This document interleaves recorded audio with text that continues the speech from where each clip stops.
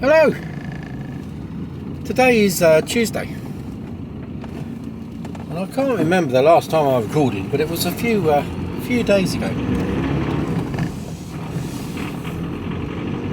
And the reason behind that is that not a great deal has happened. I haven't been on the road. I've had 2 weeks. I think this is my third week off. Beginning of my third week. What's going on here? Gas board, isn't it? Yeah, I think so. So they did offer me a job on agency offered me a job. I could have done it. I turned it down. Days in Southampton, working days only, and it's like, if I'm only down to a 9-hour shift, that means I've got to allow an hour to get home and an hour to get back in the morning. That's 7 hours of rest, which involves sleeping, showering and eating, and 7 hours is just not enough, not to be safe, not in my mind anyway. So I said no, I'm not doing it. So we'll see what happens. I'm not panicking. So today the van is I've been emptying out my unit and sorting the shit out, and this is my last load of scrap going in. So we're heading in towards Christchurch, get a load of scrap in. We're having a few problems with well, we've had one. I tell you what, banks are just a nightmare.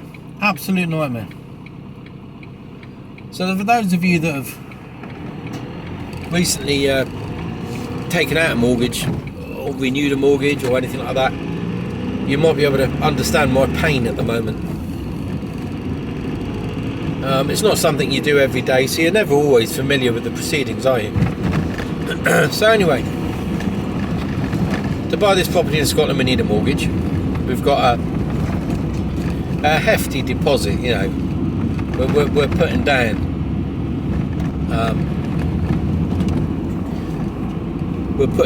at least over 6 figures as a deposit. Do you know what I mean? It's not like we're putting down 30 grand. We're putting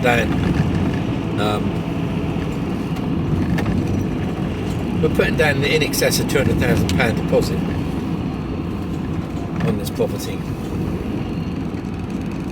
And you go to a mortgage company, and what happens is, this is the general sort of outline. You go to a mortgage company, to a bank, and go, right, I need a mortgage on this. This is how much it's going to cost. How much you put? And they go, how much you putting down?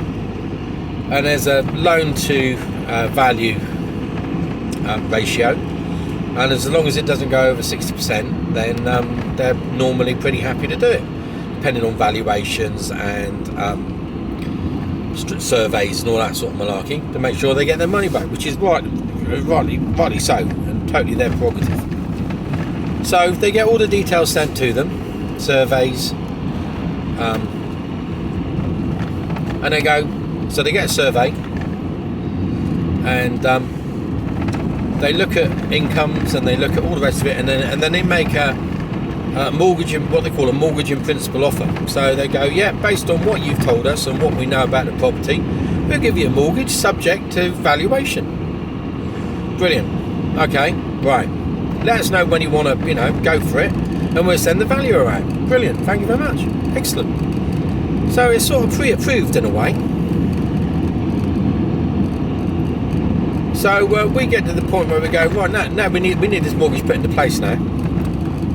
And they go, yeah, we'll send the valuer out.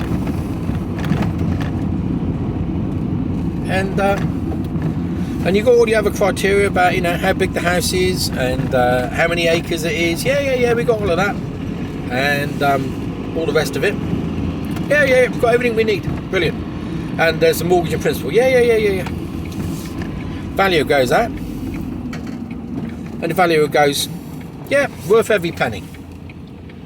It's worth it. It's for the amount you want to borrow. It's definitely worth it, because we'll get double our money back. So yeah, not a problem. Brilliant. Goes back. So the valuer's report goes back to the bank, and the bank goes, yeah, looking at everything that's going on, we've got a couple of problems. Okay, all right. Yeah, we've just discovered them. Okay, well, what are these problems then? Let's see if we can address them. Okay, so the property clearly states right at the very beginning, right from day one, how big the property is and how much land there is with the property. We don't lend on land. You knew that at the beginning, so why did you offer a mortgage in principle?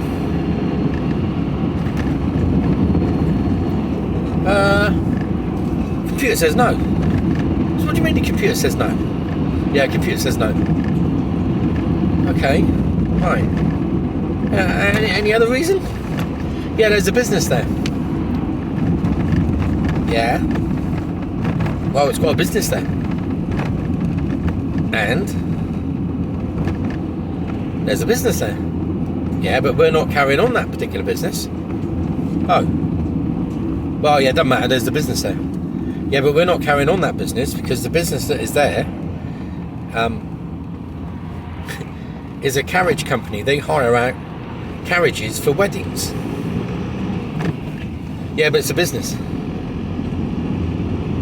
Yeah, but it's not a business that we're carrying on. Yeah, but you might be carrying on that business. No, we're not. We're not carrying on a business with hiring out carriages. Yeah, but there's a business there. And whatever we said to them made no off. It was like you're talking to a 12-year-old. But they knew all this information from day one. No, two things. Firstly, what difference does it make that there was a business there, a registered business at that address? That's a bit like saying, when a plumber sells his house and he works from home because that's where he is, and he works out of his garage and he might have a shed on that, and he can't sell that house because there's a registered business there. Is that how it works? Because I don't think it is.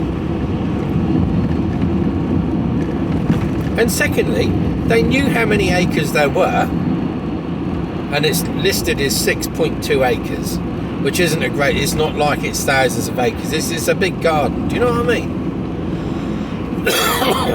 No. We won't do that. So two things that they knew from day one, which they agreed to, principal and mortgage in principle from day one, and now they're saying no. It's like, you've got to be fucking kidding me. So after timming and ahhing, we're now looking at. Luckily, we've got a good mortgage man. We're using an independent man. We're not having to do the donkey work ourselves. And he said, "Look, I've got a plan B. I've got a panel of 7 lenders that would be interested in taking on what you've got." We just went with NatWest because it's it's a first stop shop, But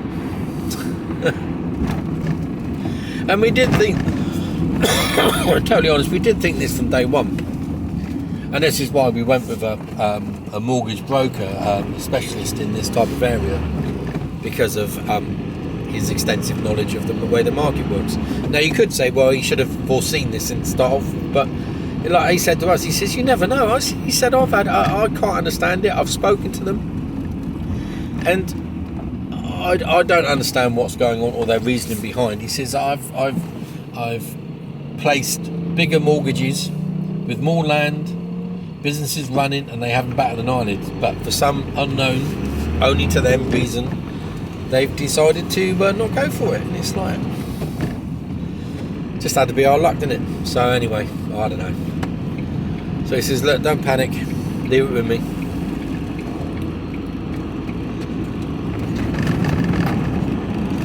So we're leaving it with him. We are panicking, obviously, because we've sold our house. So we could be making ourselves homeless. I've been rough. I've been ill for the last couple of weeks. Have not been able to shift this cough, and I still can't shift it now. It was quite a dry cough, and I hurt that much that I developed pains in my stomach from coughing so much, like muscles, and I couldn't sleep at night. Each time I laid down, I'd cough. So I spent a few nights sat up. I spent about 3 nights sat up, downstairs, and that ain't good for you. That just kills you. So that's about the state of play at the moment. I've only, like this week, I did a few days when I first stopped, when I finished driving, and I started clearing stuff out, and then I had to take like nearly 2 weeks off. I've been proper rough. I did spend 2 or 3 days in bed just getting up to go to the toilet, you know. Just so tired, and I could not sleep. You know when you get so tired that you can't sleep? It was like that.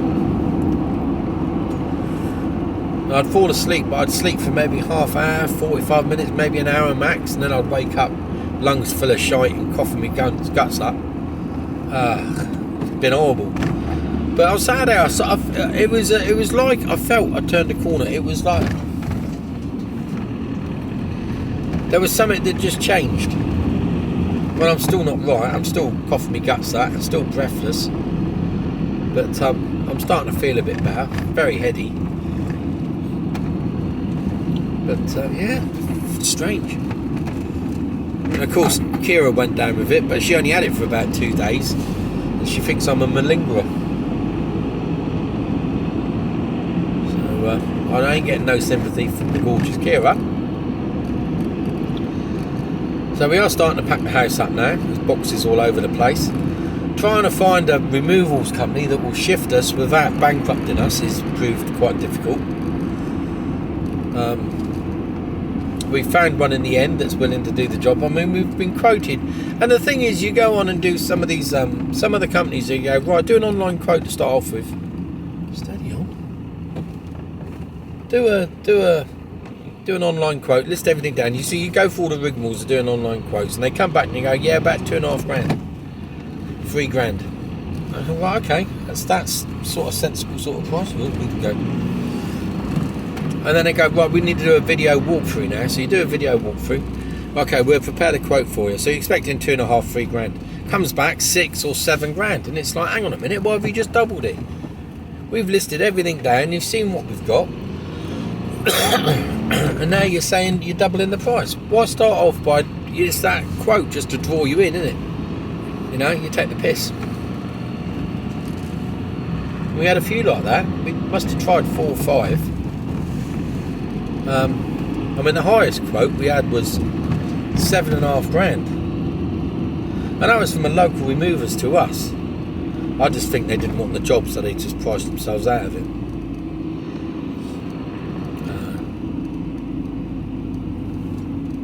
But we've had a quote, we're taking up, going on, and it's not that, you know, they're one of the cheaper ones, but we haven't got too much, to be totally honest with you. We've got a lorry load, but 18 tonner. And I looked into hiring one, but I can't without an O licence, so that fucks that up. It's like, yeah, that is annoying.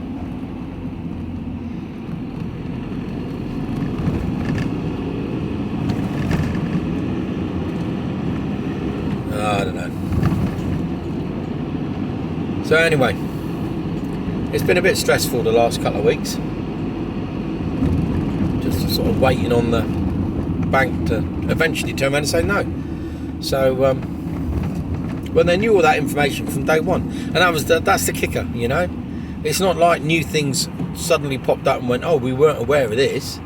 It's like, you've known all of this, and the reasons you're given don't make any sense. So what's the true reason? You know, you always you suspect that there's an ulterior motive, don't you? It's like, what? I don't get it. Don't get it at all.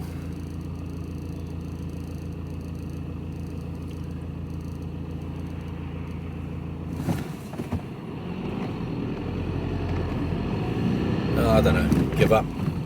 Well, I don't give up. It's just hard work, isn't it?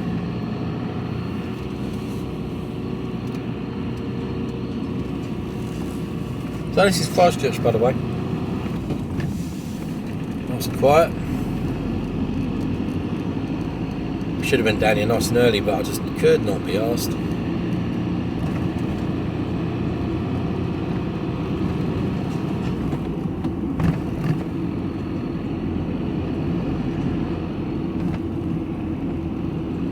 So this is the last trip to the scrapyard.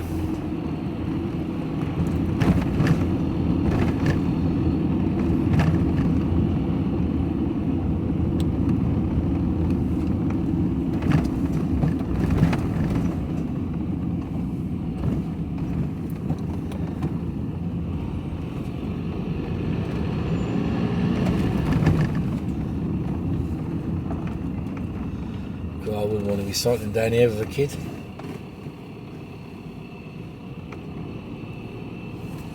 The amount of lunatics we have on the road.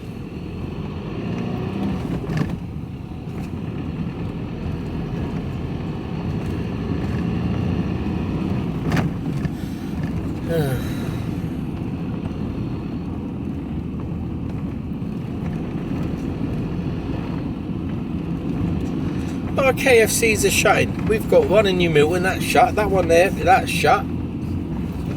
There's one in Bournemouth that's shut recently. Not that I like KFCs, I think it's the food of the devil. It's bloody horrible. I've never had a nice one. Every now and again I sort of go against my own judgment and go, oh, I'll just try it just in case. No, it's always the same. But are they shutting near you, where you are? I don't know. It seems to be a thing at the moment. No, they're all a franchise. I mean, it's the franchise picture, blimey, O'Reilly. The franchise is being put up, you know, the cost. Well, there's a bit of traffic along here. I'm interested to see what this weighs on the van, to be honest with you.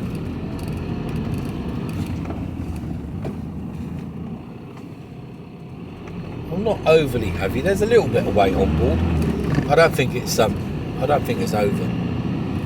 Well, it's not over. A lot heavier on board. Go on, bus driver. Come on then, if you're coming.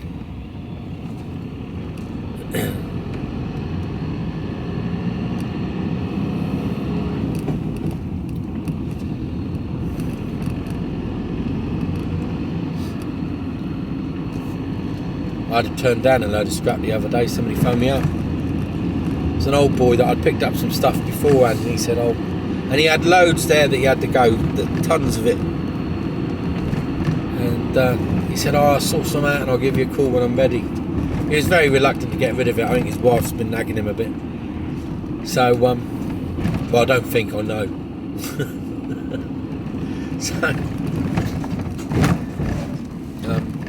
he phoned me up, and of course I can't do it. I just can't. I've got a full van now. I couldn't have put any more in. I didn't want to do a double run, so I had to say no. Don't like letting people down, but you know, there's only so many hours in the day, and there's only so much you can do. So my days of scrap collecting are over now.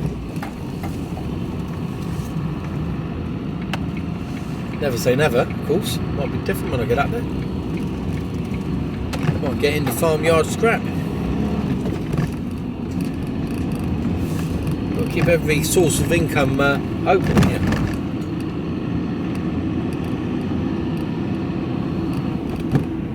I want to see what the dry weight of the van is. That's what I'm more interested in.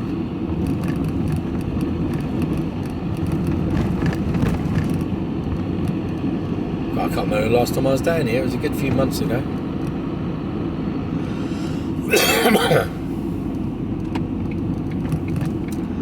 I reckon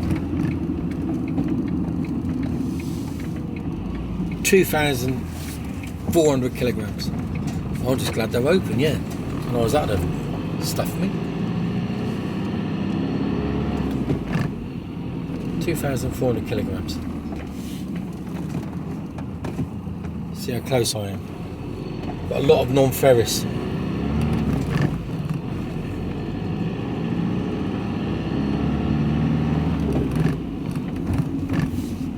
I don't know how much I'm going to earn.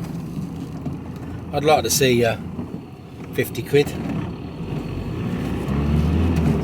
I think it'll be a bit more than that.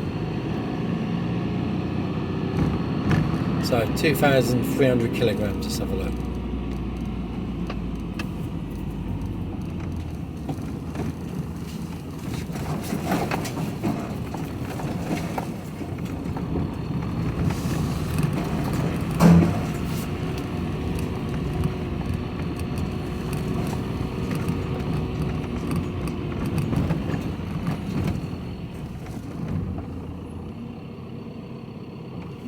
3 ton. There you go. Speak to you later.